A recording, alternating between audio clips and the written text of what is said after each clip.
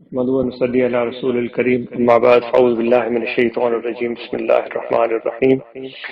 لا تقنطوا من رحمت اللہ ان اللہ یغفر الذنوب جميعا صدق اللہ مولانا العظیم وقال اللہ تبارک و تعالی فی شان حبیبہ بسم اللہ الرحمن الرحیم ان اللہ وملائکتہ یصلون علی النبی یا ایھا الذین آمنوا صلوا علیہ وسلموا تسلیما اللهم صل علی سیدنا و مولانا محمد وعلی آلہ واصحابہ اجمعین۔ معزز سامعین، السلام علیکم ورحمۃ اللہ وبرکاتہ۔ آج اس بابرکت موقع پر 15 شعبان المعظم کے موقع پر آپ سے ہم کلام ہونے کا شرف حاصل ہو رہا ہے۔ الحمدللہ، اللہ تعالیٰ کا لاکھ شکر ہے کہ رمضان المبارک کی آمد سے پہلے یہ بابرکت رات زندگی میں ایک بار پھر ہمیں نصیب ہوئی۔ اس رات کی نسبت اللہ تبارک و تعالیٰ کی بارگاہ میں اس لحاظ سے بہت اہم ہے کہ یہ دعاؤں کے مقبول ہونے کی رات ہے۔ ہم اور آپ اللہ تعالیٰ کی بارگاہ میں دعائیں کریں، اپنے لیے، اپنے اہل و عیال کے لیے، اپنے والدین کے لیے، احباب کے لیے، اپنے ملک پاکستان کے لیے، بلک جمیع عالم اسلام، پوری دنیا کی بھلائی، خیر و برکت کے لیے ہم دعائیں کریں، اپنے رزق روزی میں، اپنی صحت اور عمر کے لیے دعائیں کریں، تو بے شک اللہ تعالیٰ وہ دعائیں قبول فرماتا ہے، اور اس رات کو بطور خاص اللہ تبارک و تعالیٰ اپنے بندوں کے گناہوں کو معاف فرماتا ہے۔ تو اس رات ہم بخشش کی طلب کریں اور دل کی گہرائیوں سے اللہ تعالیٰ سے اپنے گناہوں کی، اپنی خطاؤں کی بخشش کی طلب کریں، اور ہم یکسو ہو کر بیٹھیں، جتنا بھی ہمیں موقع میسر ہو یکسو ہو کر بیٹھیں اور مکمل توجہ کے ساتھ اللہ تعالیٰ کی بارگاہ میں دعا کے لیے ہاتھ اٹھائیں، جس میں ہمارا دل و دماغ اور ہماری سوچ اور فکر بھی پوری طرح شامل ہونی چاہیے، اور پھر اللہ تعالیٰ سے ہم اپنے گناہوں کی بخشش طلب کریں اور اس کی رحمت کی جستجو کریں اور دعا کریں۔ تو اس طرح ہم اس رات کی برکتوں کو ضرور حاصل کر سکتے ہیں۔ نہ صرف یہ کہ ہم اللہ تعالیٰ کی بارگاہ میں دست بدعا ہو، اپنے لیے رحمت اور بخشش طلب کریں، بلکہ ہمیں یہ بھی نہیں بھولنا چاہیے کہ اگر ہماری کسی دوست سے ناراضگی ہے، ناپسندیدگی ہے، دل میں کوئی ہم نے اچھے جذبات نہیں رکھے ہوئے کسی کے لیے بھی، تو ہمیں آج کی رات ضرور ان سب احباب کو، اپنے پیاروں کو، اپنے دوستوں کو، یا جس سے بھی کوئی ناراضگی ہے اس کو بخش دینا چاہیے۔ اس کا موقع ہی کیوں آئے کہ وہ آ کر ہم سے معافی طلب کرے، بلکہ ہم بڑا دل کریں، جس طرح میرے آقا و مولا حضرت صلی اللہ علیہ وآلہ وسلم رؤوف الرحیم رحمت للعالمین ہے کہ وہ اپنے دوستوں پر، مومنین پر بڑے شفیق اور بڑے مہربان تھے اور ہیں۔ تو اسی طرح ہم بھی آپ کی پیروی میں اپنے دل کو رحمت اور رأفت کا مرکز بنا لیں۔ اگر کسی سے کوئی ناراضگی ہو تو ہم اس کو معاف کریں، اور اگر ہمیں یاد آ جائے کہ ہم نے کسی کو تکلیف پہنچائی ہے، کسی کو ہم نے پریشان کیا ہے، تو ہمیں ضرور اس کے پاس جانا چاہیے اور اس سے معذرت کرنی چاہیے، اور اس کو بھی چاہیے کہ وہ بڑے دل کے ساتھ معذرت کو قبول کرے اور اپنے دل کو صاف کر دے۔ تو اس رات تو اللہ تبارک و تعالیٰ کی طرف سے بطور خاص اعلانات ہوتے ہیں کہ ہے کوئی اپنے گناہوں کی بخشش طلب کرنے والا اور وہ مجھ سے بخشش طلب کرے تو میں اس کے گناہوں کو معاف کر دوں۔ یہ اعلان ہوتا ہے کہ ہے کوئی مجھ سے مانگنے والا اور وہ مجھ سے مانگے تو میں اس کو عطا کر دوں۔ تو اتنی بڑی رحمتیں اور اتنی برکتیں ہوتی ہیں جس کے لیے ہم جھولی پھیلائیں تو یقیناً اللہ تعالیٰ کی اس رحمت سے ہم محروم نہیں رہیں گے۔ تو یہ بابرکت رات ہمیں میسر ہوئی ہے، تو اس رات ہم یہ ساری دعائیں بھی کریں اور اس کے ساتھ ساتھ اپنے دل کو ذکر سے کبھی بھی غافل نہ ہونے دیں۔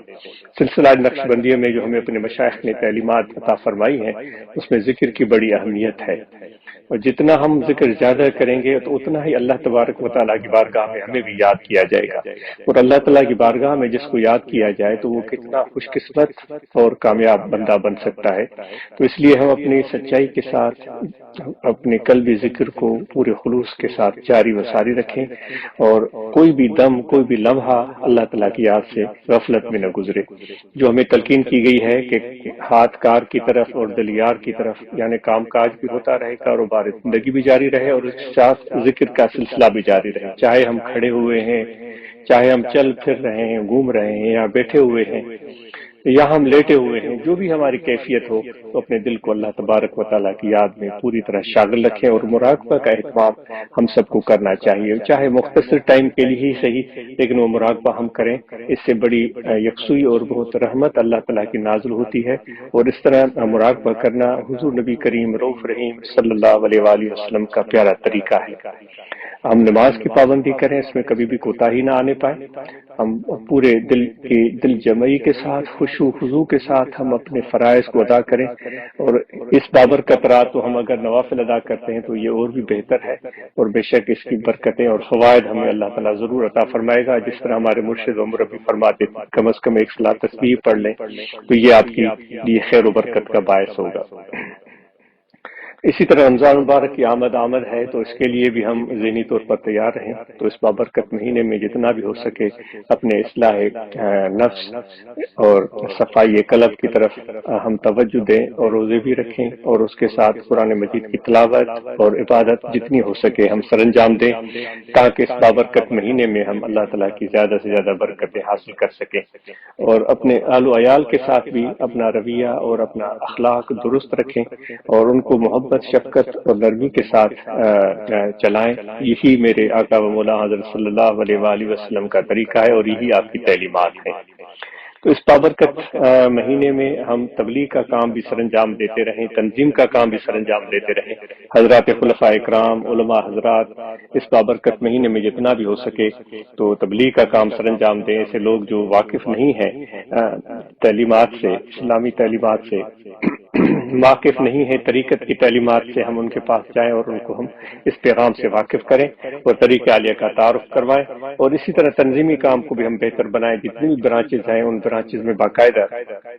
جو ایک مثالی برانچ کا نقشہ ہمیں بتایا گیا ہے اس کے مطابق کام ہو، اور ہم توقع کرتے ہیں کہ ان برانچز میں نماز کی پابندی، مراقبہ کا اہتمام، قرآن مجید کی تعلیمات کا سلسلہ خصوصاً ماہ رمضان میں یہ جاری رہے گا۔ اور جو ہم بڑی عمر کے لوگ ہیں، اگر ہمیں کبھی قرآن مجید صحیح تلفظ کے ساتھ پڑھنے کا موقع نہیں ملا ہے تو علماء اکرام سے، جماعت کے علماء اکرام سے گزارش ہے اس کے لیے ایسا بہتر انتظام کریں کہ وہ لوگ اس مہینے میں قرآن مجید کے تلفظ کو درست کر سکیں اور قرآن مجید کو یاد بھی کر سکیں۔ اور اسی طرح ہم یہ بھی کوشش کریں کہ شجرہ عالیہ سلسلہ عالیہ نقشبندیہ غفار بخشیہ کا ہم یاد کر لیں اور اس کو پڑھنا اپنے روزانہ کے معمولات کا حصہ بنائیں۔ اور ہم سب کو چاہیے کہ اپنی صحت کا خیال رکھیں۔ حضور علیہ الصلوۃ والسلام نے ارشاد فرمایا ہے کہ اپنے پیٹ کے 3 حصے کریں، ایک حصہ کھانے کے لیے، ایک حصہ پانی کے لیے، اور ایک حصہ سانس لینے کے لیے، ہوا کے لیے چھوڑیں۔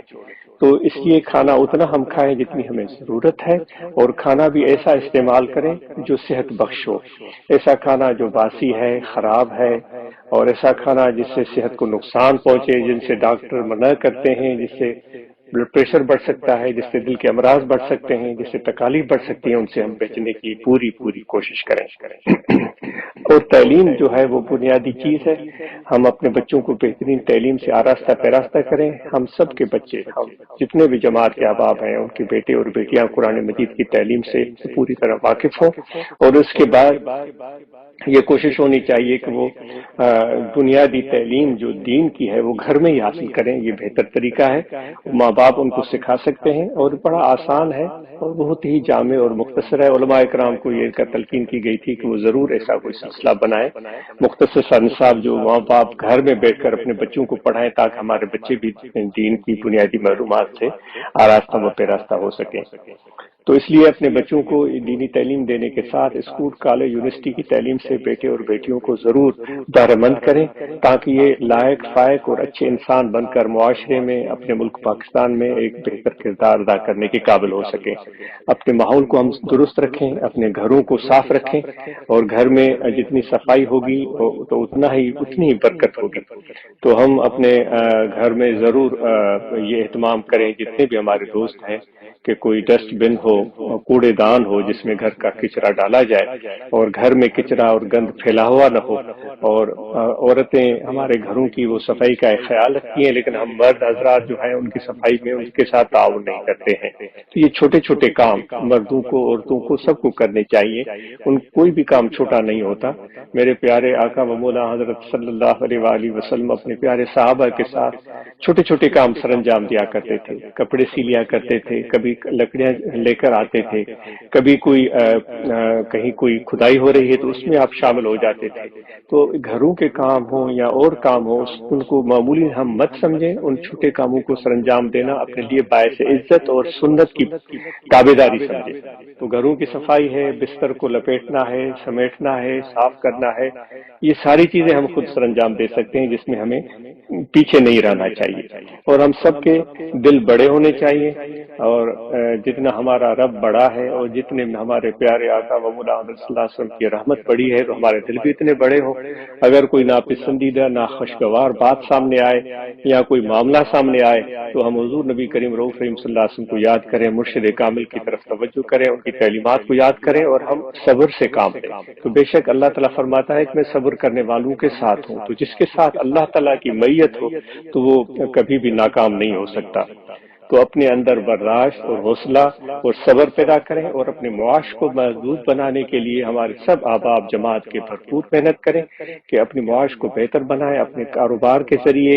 محنت مزدوری کے ذریعے، ہنر کے ذریعے اپنے کاروبار کو، معیشت کو مضبوط بنائیں، تاکہ اپنے پاؤں پر آپ کھڑے ہو سکیں، اور پھر حضور نبی کریم رؤوف رحیم صلی اللہ علیہ وسلم کے ارشاد کے مطابق اور اپنے مرشد مربی کے تعلیمات کے مطابق ہم اور ضرورت مند لوگوں کی بھی جتنی بھی ممکن ہو سکے ہم مدد کر سکیں۔